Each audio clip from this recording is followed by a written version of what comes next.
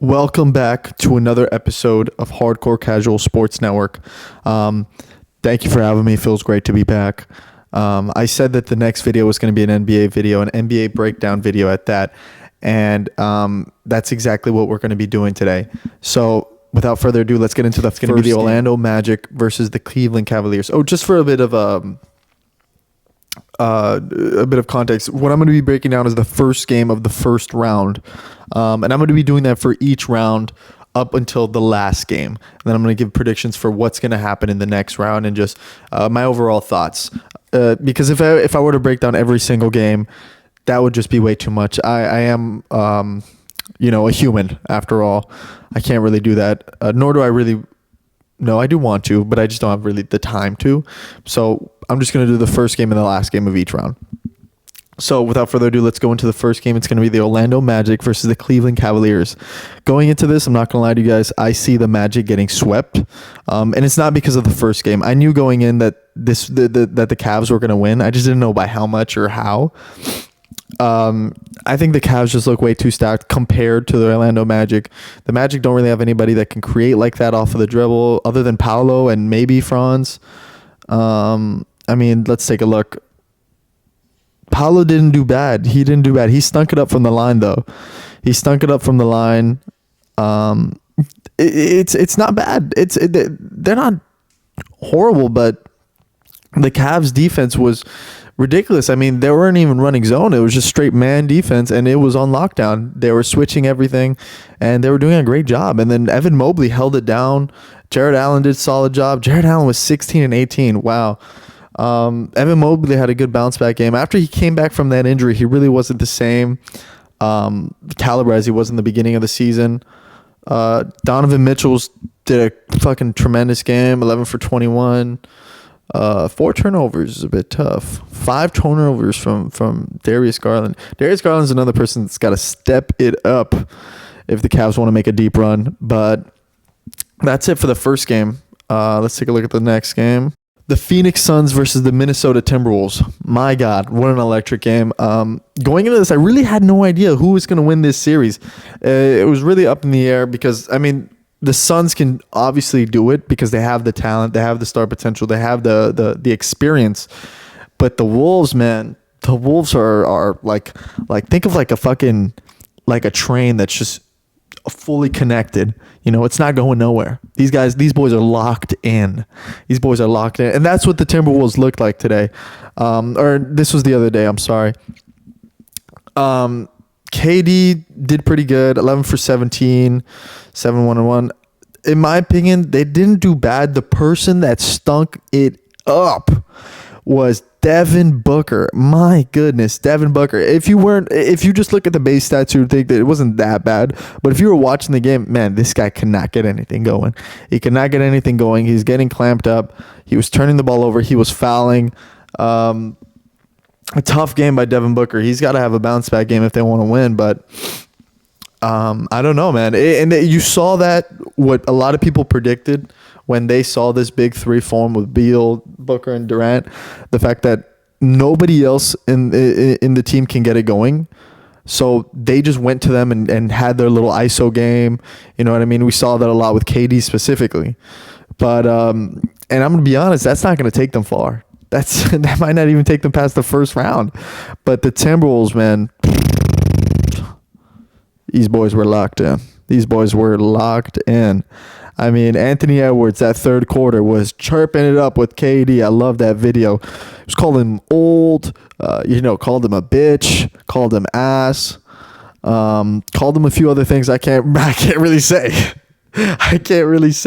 But Anthony Edwards, he's got that energy. He's electric, man. And Nickeil Alexander-Walker came off the bench, 18. 7 for 12, 4 threes. Damn. You know what I mean? Nickeil Alexander-Walker is doing this. We ain't seen him do this since he was on the Pelicans, bro. So this team's locked in. This team is locked in. It's going to make for an exciting series, but the way it's looking, it might end in 5 or maybe Maybe even 4. I don't know. Do you think they can beat them in Phoenix? I don't know. Phoenix can definitely take a game or two. I see this going to 6, and I think the Timberwolves win it. I think the Timberwolves win it in 6. All right, next game. This was a good one. The Philadelphia 76ers versus the New York Knicks. The Knicks win it 111-104. Good game. I mean, super entertaining. Joel Embiid went down, I think, in the third quarter. In the second quarter. And then he was out, and then after halftime, he came back. I saw something that he had blood on his knee, and everybody was saying, oh my God, what's going on? I don't think that was related to the injury. It could be, but it didn't seem like that injury would, tear something or scratch his skin, or maybe it fell. I don't know. Either way, this was a good game. I mean, Joel Embiid, he did a solid performance, but we're getting that playoff Joel Embiid. Slowly but surely, he's going to start trickling in where he's just absolute stinker. 29-8-6, I know that looks good. And it is good. But the 8 for 22 is where it's at. And the 2 for 8 from 3, he's getting there. He's going to get to that playoff Joel Embiid. I promise you. Kyle Lowry with 18. Kyle Lowry's not doing this again. I promise you that shit. Kyle Lowry next game he's going to have 5 points on 2 for 9 from the field. And he's going to have 6 assists or something. I don't see him doing that again. The Knicks look good.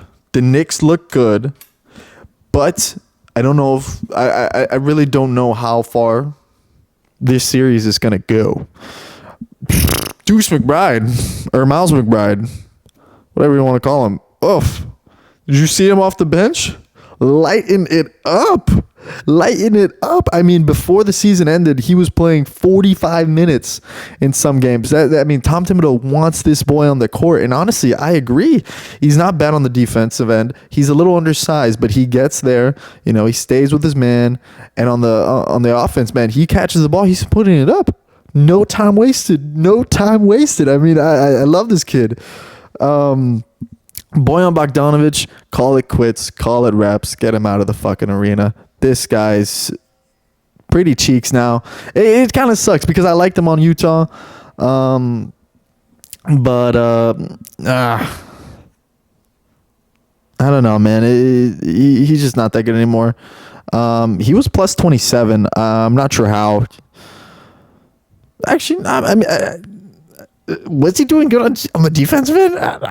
I don't think so. He did a good idea. He did a good job of recognizing mismatches, getting in the post when he needed to.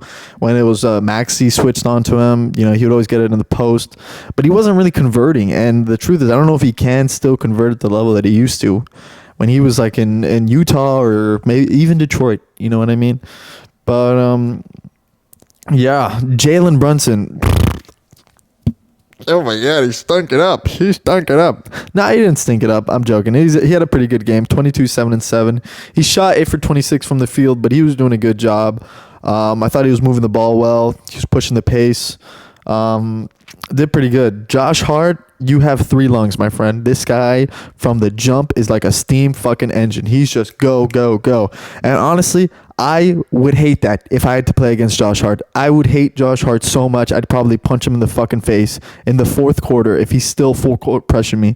You know what I mean? I'd get pissed off. But that's the kind of player Josh Hart is. Yeah, this is a good series. I could see this going 7. It's interesting. Next game. We got to speed it up a little bit. I'm running out of time. My camera's about to die. All right. Nuggets versus Lakers. I don't know what to say about this because you could put all of the blame onto somebody like D'Angelo Russell, but it's not even that. It's mostly people like Spencer Dinwiddie, Gabe Vincent, and even Rui Hachimura. What are you there for? You're not converting your threes on a high percentage. You know what I mean? You can't do anything. I don't know what they're doing. It's easy for everybody to put the blame on somebody like D'Angelo Russell, but their bench is horrific. They have a horrific bench. I mean, Spencer Dinwiddie, you're a 6'8", 6'7" point guard. You're not doing anything with that. You know what I mean? You're doing sidestep fucking threes from 30 feet. You know what I mean? That's not the kind of player you are. So, obviously, he didn't attempt any threes, but he didn't attempt a single fucking shot. He didn't attempt a single shot. Why? What is he doing? You could say it's the interior defense was a little too much. The interior was a little too much. I don't know. I think the Lakers bench is absolute fucking butt cheeks, and it sucks. I'm a Heat fan, so I like Gabe Vincent a lot, and I thought he fucked up by going to the Lakers in free agency. But you know what? Whatever. But they're just not utilizing him. And Austin Reeves, it's whatever. D'Lo, Rory, LeBron had an amazing game as usual. Actually, no, he had a good game. He had a great game. 7 turnovers is what really holds him down. That's horrible. I thought AD had a good game. I mean, the best he could compared to his matchup. You know, it's Nikola Jokic. So, yeah, I mean, I think if this, I mean, Jaden Vanderbilt didn't even play. How much are they paying this guy? Is it like $40 million or something like that? He didn't even fucking play. Was he out on injury? I don't know. It says DNP, but I don't know how accurate that is. Could be out on injury, but I don't know. I really don't know what's going to happen to the Lakers team. I could see them getting swept, but at the same time, I could see them winning in a 7-game series just because of AD and LeBron. I feel like they're the best big man to at least have a chance against Jokic would be somebody with the likes of like AD, you know, that can somewhat do his best almost, you know what I mean? Because nobody's going to be able to completely shut him down. So, I don't know. All right, next game. Where do I begin with this? Where do I fucking begin with this? My Miami Heat stunk it up. They stunk it from the fucking court. Actually, no, they didn't play horrendous. They didn't play horrendously bad. I thought they did a solid job on defense. What really lost them this game was the Boston Celtics shooting fucking 49 threes. Are you kidding me? 49 threes. I mean, they did a... I don't care what you say. You're not going to the NBA Finals. You're not going to the conference finals. Maybe the conference finals. You're not gonna succeed. You're not gonna win an NBA Finals by doing every single 7-game series shooting 50 fucking threes.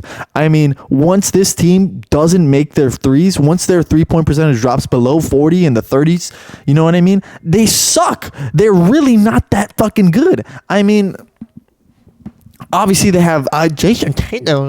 He's a generational player. In the 6 years that Jason Tatum has been in the fucking league, all he's done is grow a beard. Okay? I don't care what you say. I mean, 49 threes. Are you kidding me? I don't care what you say, man. I mean, can the Heat do it? They can. They really can. I truly believe that we can do it. We just have to shut down that perimeter fucking shooting. Once we force them to go inside, I feel like we can win like that. It's going to be hard. It's going to be tough and gritty, but we need somebody also like a Terry Rozier. There was moments where we just weren't getting shit in. Where I will give the Boston, you know, I'll give them their fucking flowers. They have an amazing defense. And because they have an amazing defense, all they do on the offensive end is shoot fucking threes. And when I tell you, as a fan of the game, as somebody who just watches NBA games for fun, and I love it, it is so fucking boring. It's not boring, but it's like, man, like there's no pick and rolls, there's no fucking drives inside, there's no cutting, there's nothing. I don't know. And you know, the Miami Heat were doing their best. They were trying to ice Jason Tatum and Jaylen Brown, but they were moving that fucking ball. And then you got people like Sam fucking Hauser. I swear to God, if you remove the 3-point line from the NBA game, Sam Hauser would be in my house doing my plumbing right now. Okay? So, That should just tell you something. Actually, no, that was offensive. No, he would. He's in the NBA for a reason. I don't like shitting on these players. I shit on here because I'm I'm trying to entertain people, but he's in the NBA for a reason. But my point is, if we shut down that 3-point percentage, I truly see Boston losing. And if any team can shut down that 3-point percentage and shut them down shut down their perimeter shooting, okay, I can see them beating them in a 7-game series. Whether that be the Bucks, the Heat, definitely not the Pacers. Definitely not the Pacers. The Cavs.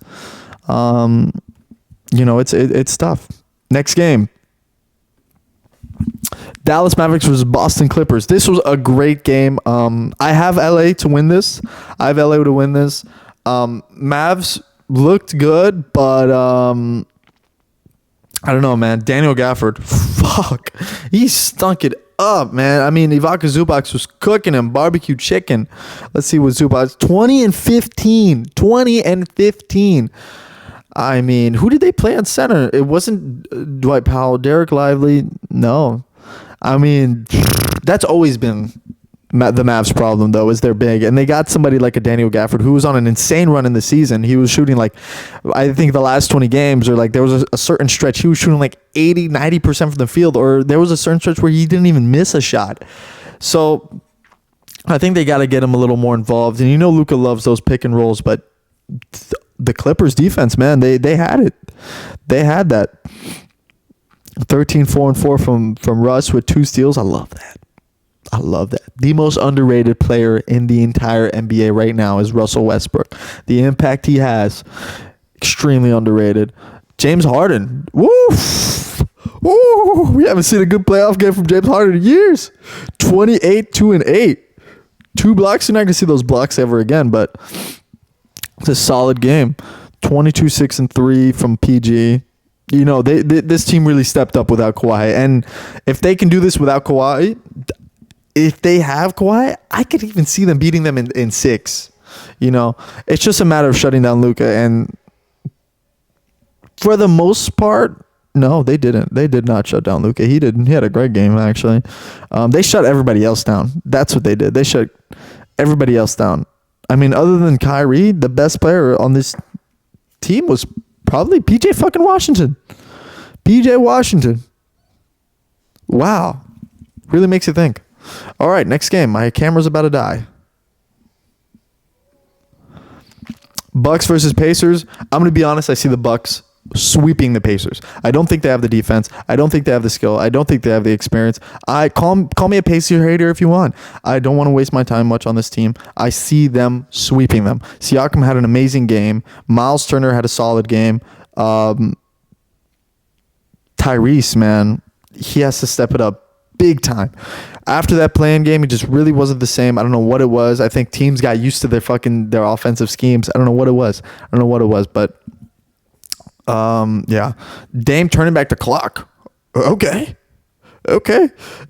Great game. And this is without Giannis too. So, I mean, I could really see them sweeping them.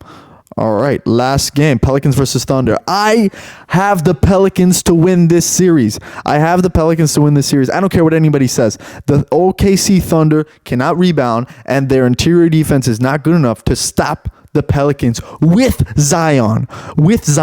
They did a good job today, or last night. This is the day after this game. They did a good job last night, but the truth is, they came up a little short. I remember that last play. I don't know what CJ McCollum was doing. I don't know how I had a feeling that that's exactly what was going to happen, though. But yeah. But I still have the Pelicans to win this series. I think it's going to happen in 7. I don't see the OKC Thunder going far. Call me a hater. I like OKC. I love Shea. I love Jalen Williams. I love Chet Holmgren. I love that whole lineup. You know what I mean? I love Mark Dagnall. I think he's the coach of the year. But I don't think they have the experience. But they need something like this. They need a 7-game series where they can really learn. But yeah. Either way, I can't wait to see what's going to happen by the end of this round. Super exciting first round so far. But thank you for tuning in to Hardcore Casual Sports Network. Follow us on all networks with that same name, Hardcore Casual Sports Network. Thank you for watching. I'll see you guys in the next video.